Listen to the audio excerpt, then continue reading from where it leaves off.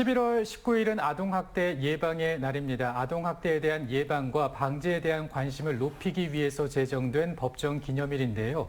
최근에 여러 가지 형태의 아동학대에 대한 사건 보도가 이어지고 있는 가운데 우리 충북의 아동학대 현황은 어떻고 어떻게 하면 예방할 수 있을지 알아보는 시간을 준비했습니다.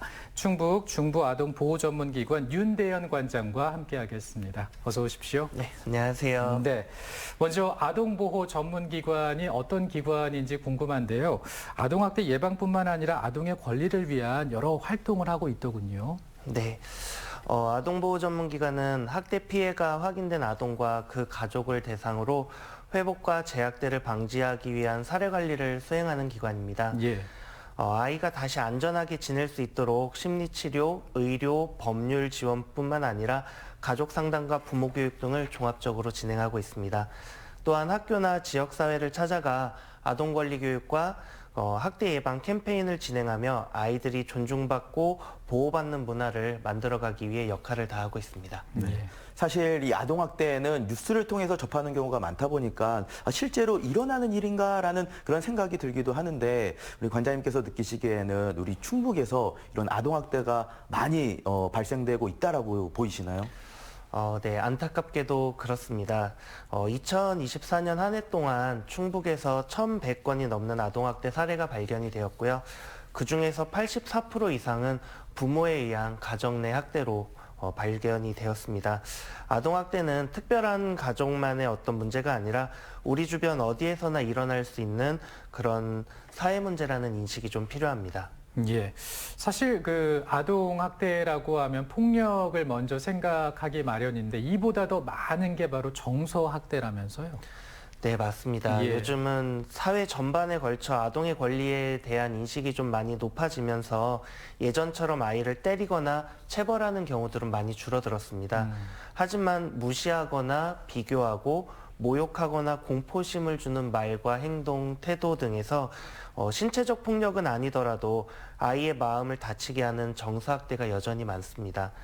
이런 정서적 학대는 겉으로는 상처가 남지 않아도 아이의 자존감과 정상적인 발달에 깊은 영향을 미치게 됩니다. 예. 네, 뉴스에서 이 소식들을 접하다 보면은 우리 귀엽고 사랑스럽고 예쁜 아이들을 때린다라는 게 말이 안 되잖아요. 그래서 화가 막 치밀어 오르는데 그런데 이제 신체 학대가 생각보다 많이 일어난다라고 들었습니다. 네, 여전히 전체 학대 유형 중에 40% 이상 정도에서 신체 학대가 같이 발생이 좀 되고 있습니다. 그래요. 네, 대부분 훈육이었다라고 말씀은 하시는데요. 하지만 이제 아동복지법상 신체에 고통을 주는 어떤 행위도 모든 행위들이 전부 이제 신체 학대에 해당이 됩니다. 사랑의 매는 없다는 것, 그리고 사랑은 대화와 공감으로 표현해야 된다는 걸 꼭 말씀드리고 싶습니다. 맞습니다. 그리고 또 한 가지가 바로 성학대인데요. 사실 성인지 감수성이나 성교육이 중요시되는 사회 분위기가 이루어지고 있는데 그럼에도 불구하고 성학대가 종종 발생하고 있다면서요. 네, 안타깝지만 이 역시 또 여전히 발생하고 있는 사실입니다. 예. 성학대는 대부분 이제 가족이나 친척, 주변의 가까운 관계 속에서 일어나기 때문에 아이가 쉽게 말하지 못하는 경우들이 많습니다. 또한 최근에는 디지털 매체를 이용한 이제 온라인 성착취나 불법 촬영과 같은 새로운 형태 또한 많이 늘고 있는 게 사실입니다. 그래요. 네, 그래서 사실 우리 아이들에게는 조기에 올바른 성인식과 자기보호 교육이 어른들에게는 성인지 감수성과 열린 대화가 무엇보다 중요한 시기가 아닐까 생각합니다. 네. 다음은 방임인데 이 돌봄을 받아야 할 우리 아이들이 제대로 돌봄을 받지 못하는 그런 상태를 말하는 거죠. 네, 방임 역시 아동에게 매우 위험한 일입니다. 먹을 것, 입을 것, 치료나 돌봄 등 아동에게 꼭 필요한 부분이 제공되지 않는 상황을 말합니다. 예. 이런 상태가 지속되면 아이는 신체적으로나 정서적으로나 심각한 피해를 입게 되고 심한 경우 생명과 안전에까지 위협받을 수 있는 게 사실입니다. 예. 돌봄의 부재 또한 학대라는 점을 좀 꼭 기억해 주셨으면 합니다. 맞습니다. 돌봄의 부재에 있어서는 안 될 테고. 그리고 이제 앞서도 좀 말씀을 드렸지만은 아동학대를 예방하기 위해서는 온 시민의 관심이 필요할 텐데요. 이런 경우에 아동학대를 좀 의심해 볼 수 있다라는 징후가 있다면 뭐가 있을까요? 대표적으로 이제 잦은 멍이나 상처 혹은 두려워하는 행동이나 눈치 보는 행동 이런 것들이 좀 대표적으로 표현되는 모습이라고 좀 볼 수 있습니다. 그래요. 네, 특히 이제 비밀로 해주세요라면서 말을 좀 아끼는 경우들이 가끔 있는데요. 그럴 때는 정말 좀 주의 깊게 저희가 좀 봐야 되는 상황들이 좀 있습니다. 예. 작은 변화라도 좀 혹시 하는 마음으로 지켜봐 주신다면 그런 징후들을 좀 잘 발견할 수 있지 않을까 싶습니다. 예. 그러면 이런 징후들을 보일 때 좀 어떻게 해야 될지도 궁금한데 과거에 보면은 우리 집 일이니까 신경 쓰지 마라, 상관하지 마라 라면서 적반하장으로 나오는 경우도 있잖아요. 네. 근데 이제 사실 무엇보다 아이의 안전을 좀 우선으로 생각해 주시는 마음이 좀 필요합니다. 학대가 의심이 된다면 사실 망설이지 않고 112로다가 신고를 해주시는 게 가장 중요합니다. 신고자의 신원은 법적으로 철저하게 보호되고 신고됐다고 해서 모든 가정이 곧바로 처벌을 받는 것은 아니기 때문입니다. 필요한 경우에는 상담이나 지원, 가족이 회복할 수 있는 여러 가지 그 도움 서비스들이 제공이 되기 때문에 이러한 부분들을 꼭 염두해 주시길 바라고요. 신고는 사실 비난이 아니라 아이의 안전을 위해 사회적인 어떤 보호장치라는 거 기억해 주시면 좋을 것 같습니다. 네, 다시 한번 말씀드리면 아동학대가 의심되면 112로 신고를 해주시면 되고요. 그럼 이제 신고 이후에는 어떻게 진행이 되는지도 궁금한데요. 네, 신고가 접수되면 아동학대 전담 공무원과 경찰이 함께 현장으로 출동을 해서 예. 아이의 안전 상태를 먼저 확인을 합니다. 그래요. 그리고 나서 학대 사실이 의심이 되거나 보호가 필요하다고 판단이 되면 아동을 임시보호시설이나 쉼터로 옮기는 경우들도 있고요. 이후에는 이제 저희 아동보호 전문기관으로 사례가 연계가 되어서 사례 관리와 심리치료 그리고 가족에 대한 종합적인 지원들이 지원이 됩니다. 처벌보다는 아동의 회복과 재학대 방지에 중점을 두고 있는 현재 시스템이라고 봐주시면 되겠습니다. 네. 그러면은 이제 이런 아동학대를 예방하기 위해서는 이 교육이 정말 중요할 것 같다라는 생각이 또 들어요. 네. 교사, 의료인, 사회복지사 등 이제 아동을 업무상으로 만나야만 하는 직업군들이 있습니다. 이러한 직업군을 이제 신고의무자라고 지정을 하고 있는데요. 신고의무자 같은 경우에는 1년에 한 번 이상 아동학대 관련된 교육을 반드시 이수해야만 합니다. 예. 이 교육을 통해서 사실 학대에 대한 인식을 늘 새롭게 하고 현장에서 조기에 발견하고 보호할 수 있는 감수성 향상을 항상 신경을 쓰시게 됩니다. 저희 아동보호 전문기관에서는 이러한 교육들에 대해서 직접 지원하고 있고 학교나 병원 혹은 복지시설 등에서 요청이 있을 경우 직접 나가서 교육을 다 진행을 하고 있습니다. 네. 근데 우리 관장께서는 이제 센터에서 여러 가지 사례를 보셨을 텐데 궁금합니다. 아동학대 사례에서 좀 심각한 경우에는 어떤 사례가 있었을까? 사실 아동학대 사례 같은 경우에 심각한 경우는 보통 저희 언론에 나오는 사례들을 쉽게 생각해 주시면 좋을 것 같습니다. 예.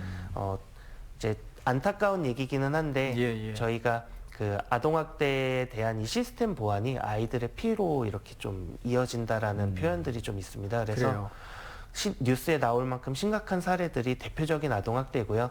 대부분의 사례는 이제 언론에 노출이 안 되도록 이렇게 하다 보니까 그런 상황들 봐주시면 되겠습니다. 그러면 이제 그렇게 이제 사례들을 보시면서 또 이 힘들거나 어려운 점은 없으세요? 어떻습니까? 아무래도 그 가정 내에서 일어나는 일이다 보니까 그 보호자가 학대를 하시는 경우들이 좀 많이 있습니다. 그런 예. 경우에는 이제 잘 협조가 안 되시는 경우들도 좀 있고요.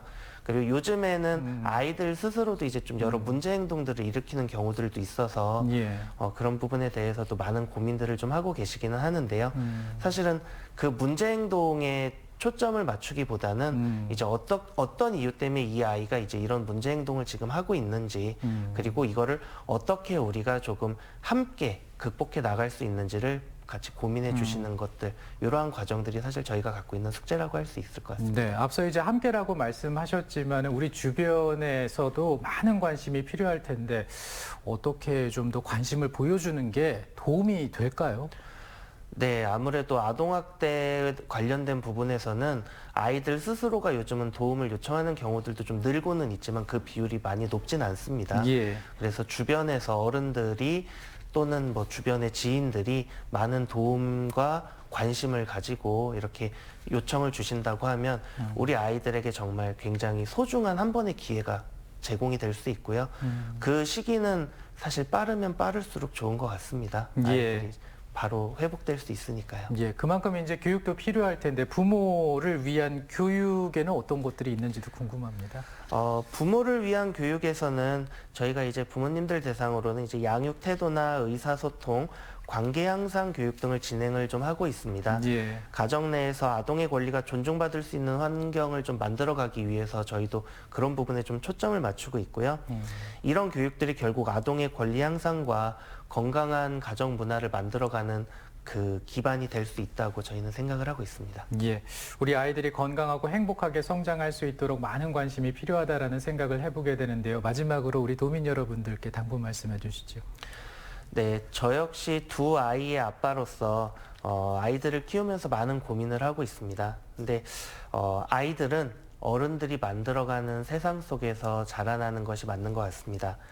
우리 모두가 조금 더 관심을 갖고 아이들의 마음에 귀 기울여 준다면 그 자체가 아이들에게 든든한 보호 체계가 되고 우리 사회를 더 따뜻하게 만드는 힘이 될 것이라고 생각을 합니다. 알겠습니다. 우리 아이들의 행복한 미래는 어른들의 관심에 달려 있다는 거 잊지 말아야겠습니다. 오늘 관장님 잘 들었습니다. 고맙습니다.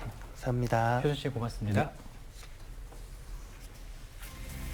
요즘 한창 김장철이다 보니까 김장 나눔 행사가 이어지고 있습니다. 충주에서는 450포기의 김장을 담가서 취약계층에게 전달했고요. 음성에서도 200포기의 김장을 담아서 최근에 화학물질 누출 사고가 일어났던 피해 주민에게 전달했다고 합니다. 밥상 위에 김치로 따뜻한 나눔 그리고 따뜻한 마음이 전해지고 있습니다. 저는 다음 주에 또 행복하게 또 잘 준비해서 알차게 준비해서 오겠습니다. 오늘 고맙습니다.